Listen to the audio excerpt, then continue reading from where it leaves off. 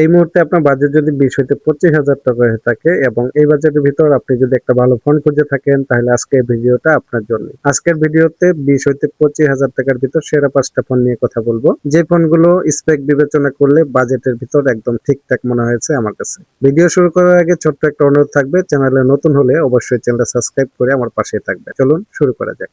প্রথমে যে ফোনটা কথা বলবো এটা হলো মোটোরোলা মোটো G45 5G, যেটা বর্তমানে 20 হাজার টাকার আশেপাশে পাওয়া যাচ্ছে।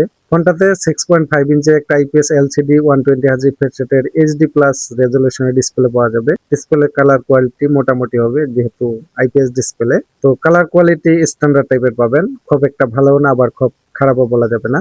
ফোনটাতে সফটওয়্যার পাচ্ছি Android 14 আর প্রসেসর পাওয়া যাবে Qualcomm Snapdragon 6S Gen 3 মতো চিপসেট, যেটা বেশ ভালো একটা চিপ এবং 6 ন্যানোমিটার এটা চিপ। এটা দিয়ে আপনারা গেমিং এর পাশাপাশি অন্যান্য কাজও করতে পারবেন এবং কি মাল্টিটাস্কিং করে বেশ স্মুথ ফিল করবেন।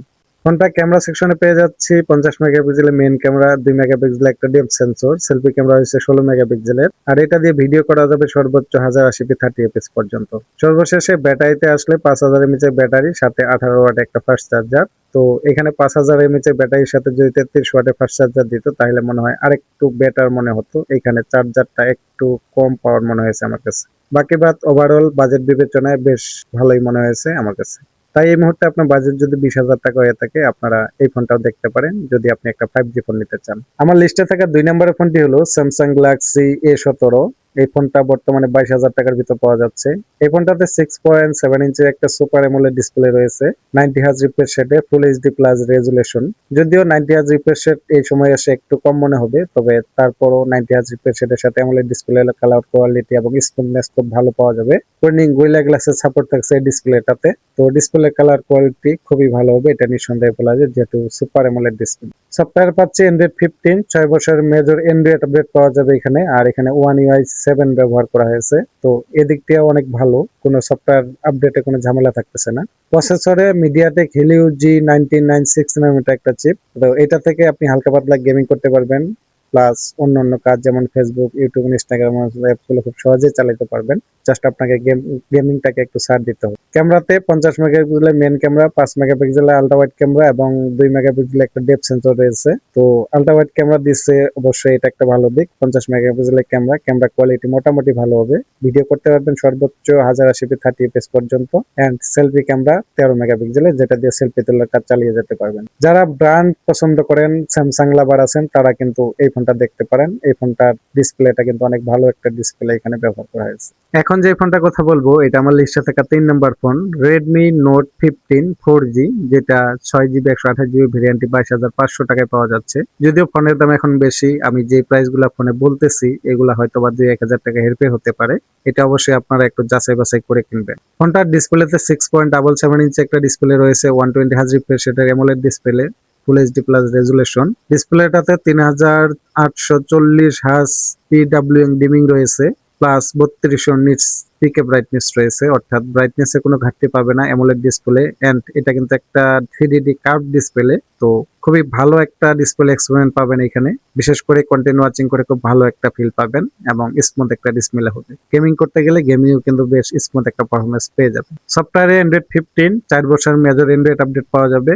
আর প্রসেসরে মিডিয়াটেক Helio G100 আলটিমেট, যেটা 6 ন্যানোমিটারের। এটা দিয়েও আপনি আহামরি গেমিং করতে পারবেন না, হালকা পাতলা গেমিং এর পাশাপাশি অন্যান্য কাজ করতে পারবেন। ক্যামেরাতে 108 মেগাপিক্সেলের ক্যামেরা এবং সেলফি ক্যামেরা ব্যবহার করেছে 20 মেগাপিক্সেলের, এটা দিয়ে ভিডিও করা যাবে 1080p 30fps পর্যন্ত। তবে এখানে মেন ক্যামেরা পারফরমেন্স অনেক ভালো পাবেন, যেহেতু এটা অনেক ভালো একটা ক্যামেরা ব্যবহার করা হয়েছে 108 মেগাপিক্সেলের। ব্যাটারিতেও বেশ ভালো থাকছে, 6000 mAh ব্যাটারির সাথে 33 ওয়াটের ফাস্ট চার্জার। তো এই ফোনটা এক কথায় অলরাউন্ডার ফোন বলতে পারেন। রেডমি সিরিজের ফোনগুলো কিন্তু আমরা এই আমাদের দেশে নোট সিরিজ বা রেডমি নোট সিরিজের যে ফোনগুলো রয়েছে এগুলাতে কিন্তু আমরা জাতীয় ফোন বলে থাকি। আর এটা উপাধি পাওয়ার একমাত্র কারণ এটা যা স্পেক অফার করে সেই স্পেক অনুযায়ী বাজেটটা একদম ভ্যালু ফর মানি থাকে। তো যারা রেডমি লাভার আছেন তারাও কিন্তু এই ফোনটা দেখতে পারেন।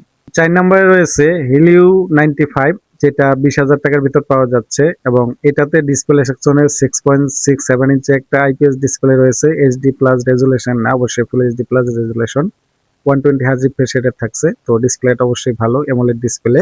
তো ডিসপ্লে কালার কোয়ালিটি অবশ্যই ভালো হবে। Android 15, আর এখানে পাচ্ছি Helio G100 6 ন্যানোমিটার একটা চিপ, এটার মধ্যেও আপনি হালকা পাতলা গেমিং এর পাশাপাশি অন্যান্য কাজ করতে পারবেন। আহামরি কোনো গেমিং পারফরমেন্স এখানে পাবেন না। 50 মেগাপিক্সেলের ক্যামেরা রয়েছে, 2 মেগাপিক্সেলের একটা ম্যাক্রো শুটার রয়েছে, ভিডিও করতে পারবেন সর্বোচ্চ 2K পর্যন্ত। আর সেলফি ক্যামেরা 32 মেগাপিক্সেলের। ব্যাটারিতে পাচ্ছি 5000 এমএএইচ ব্যাটারি, সাথে 33 ওয়াট একটা ফাস্ট চার্জার। তো যারা একটু বড় সড়ো ফোন খুঁজতেছেন তারাও কিন্তু এটা নিতে পারেন। এটাতে ডিসপ্লেটা কিন্তু বেশ বড় একটা ডিসপ্লে ব্যবহার করা হয়েছে। সর্বশেষ 5 নম্বরে রয়েছে টেকনো স্পার্ক 50, যেটা 6GB 128GB ভেরিয়েন্টটি বর্তমানে পাওয়া যাচ্ছে 21,000 টাকায়। এই ফোনটাও খুব ভালো একটা ফোন, কারণ এটাতেও কিন্তু বেশ ভালো কিছু স্পেক থাকছে। ডিসপ্লেতে 6.78 ইঞ্চির একটা আইপিএস এলসিডি ডিসপ্লে থাকছে, 120Hz রিফ্রেশ রেটের, এইচডি প্লাস রেজুলেশন। সফটওয়্যার পাচ্ছি অ্যান্ড্রয়েড 16, iOS 16 এখানে ব্যবহার করা হয়েছে। তো সফটওয়্যার এক্সপেরিয়েন্স নিয়ে হয়তো আপনাদের কিছু ক্লেম থাকবে, কারণ টেকনোর সফটওয়্যার এক্সপেরিয়েন্স খুব একটা ভালো হয়ে থাকে না। তো অবশ্যই তারা কিন্তু আগের চেয়ে অনেকটা ইমপ্রুভ করছে, আশা করি আগামীতে আরো ভালো করবে। প্রসেসরে মিডিয়াটেক ডায়মন্ডসিটি 6400 6 ন্যানোমিটার একটা চিপ।